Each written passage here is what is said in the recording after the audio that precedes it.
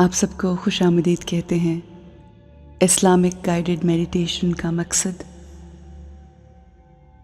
کہ ہم اپنے رب تعالیٰ سے کنیکٹ کر پائیں، اس سے وہ تعلق جو نمازیں، تسبیحات پڑھنے کے باوجود ہمارا منقطع رہتا ہے، اور ہم پڑھ تو رہے ہوتے ہیں مگر ان تمام چیزوں کو پڑھنے کے باوجود ہم اس کے ساتھ جڑتے نہیں ہیں، اور بہت سی چیزیں ہمارے ذہنوں میں چل رہی ہوتی ہیں۔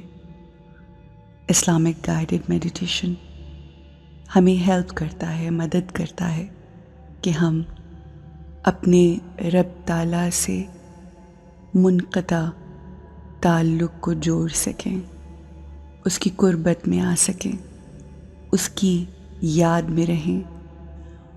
اگر ہم اپنی زبان سے تمام آیتیں پڑھ رہے ہیں، شکر الحمدللہ کہہ رہے ہیں، اللہ اکبر بول رہے ہیں، استغفر اللہ کہہ رہے ہیں، مگر اس کے باوجود ہمارا دل اس بات پر غور نہیں کرتا، اگر ہمارا دل ان تمام چیزوں کا جو ہم بول رہے ہیں ان کا دل سے اقرار نہیں کرتا، تو وہ پڑھی ہوئی نمازیں، وہ کی ہوئی تسبیحات، وہ تمام دعائیں ایک منافقانہ عمل ہوگا۔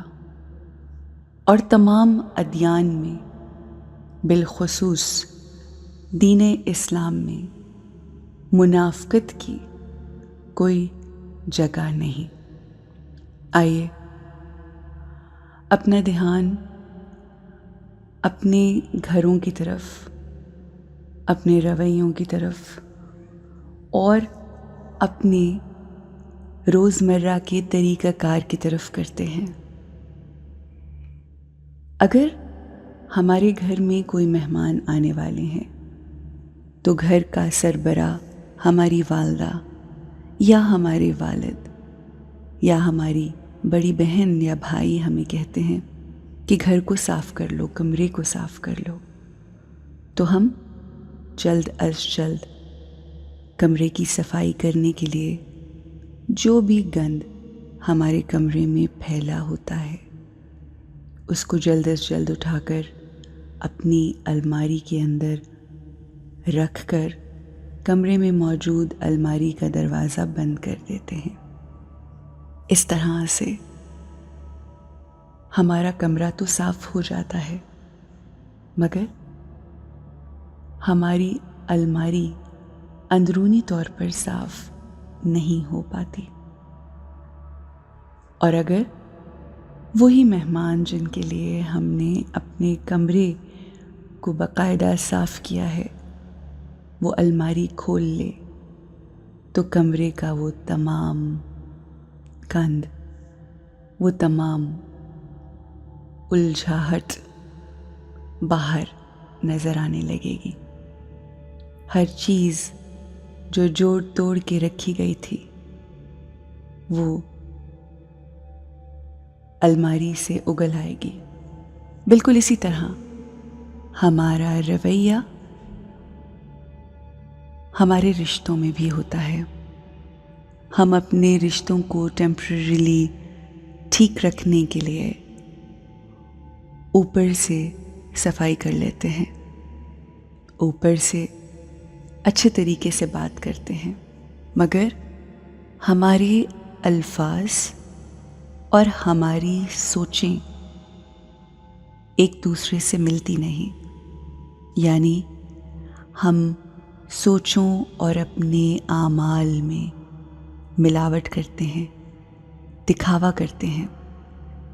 ہماری سوچیں کچھ اور ہوتی ہیں اور ہمارے الفاظ کچھ اور ہوتے ہیں۔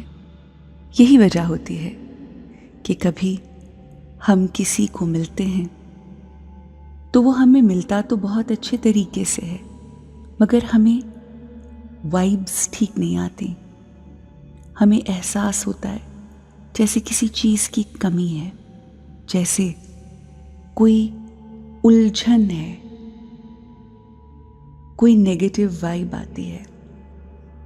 یہ اسی وجہ سے ہوتا ہے کہ جب ہم اوپر سے اچھا برتاؤ کرتے ہیں، اچھا عمل کرتے ہیں، مگر اندر سے ہم برا سوچ رہے ہوتے ہیں.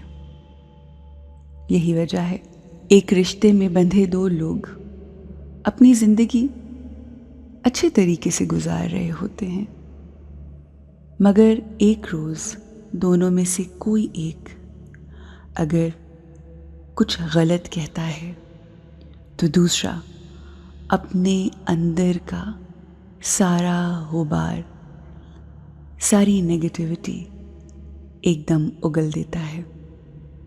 بالکل اس طرح جیسے کمرے کی صفائی رکھنے کے لیے ہم اپنی الماری کے اندر جب تمام گن ڈال دیتے ہیں تو دروازہ کھولنے پہ وہ کھل جاتا ہے، اسی طرح ہماری زبان سے وہ سب نیگیٹیوٹی، وہ غبار ہم باہر نکال دیتے ہیں. بس آج اپنے آپ کو یہی سمجھانا ہے کہ ہمیں صرف اپنے کمرے کی صفائی نہیں کرنی، بلکہ اپنی اندرونی الماریوں کی بھی صفائی رکھنی ہے، صفائی کرنی ہے، اور اندر کی الماریوں کا زیادہ خیال رکھنا ہے. یہ اسی صورت میں ہوگا جب ہم سوچیں گے وہ جو ہم بول رہے ہیں، اور بالخصوص بولیں گے وہ جو ہم سوچ رہے ہیں. ہم جو اندر سوچتے ہیں ہمیں وہی بولنا ہے، اور جو ہم بولتے ہیں ہمیں ویسا ہی اچھا سوچنا ہے. یہ ایک مسلسل پریکٹس ہے جس کو کرنے سے ہماری زندگی خوبصورت، آسان اور خوشگوار ہو جائے گی. اگر ہم نے اس پہ کام نہ کیا تو ہماری زندگی بالکل ایک منافقانہ زندگی ہوگی، جس کی کسی بھی دین میں اور بالخصوص دین اسلام میں بالکل جگہ نہیں. اس کی وجہ سے ہمارے دین کو نقصان بعد میں ہوتا ہے. ہمیں اپنے آپ کو اور ہمارے رشتوں کو زیادہ نقصان ہوتا ہے، اور ہم اپنے رشتوں کو مضبوط کرنے کے لیے اپنے آپ سے یہ فیصلہ کرنے جا رہے ہیں کہ ہم اچھا بولیں گے، اچھا ہی سوچیں گے، اچھا ہی کریں گے، اور ایک بہترین خوبصورت زندگی گزاریں گے. آسانیاں دیں گے اپنے آپ کو، اور آسانیاں دیں گے اپنے سے جڑے تمام رشتوں کو. Have a beautiful and a great day. Speak what you think, and think what you speak.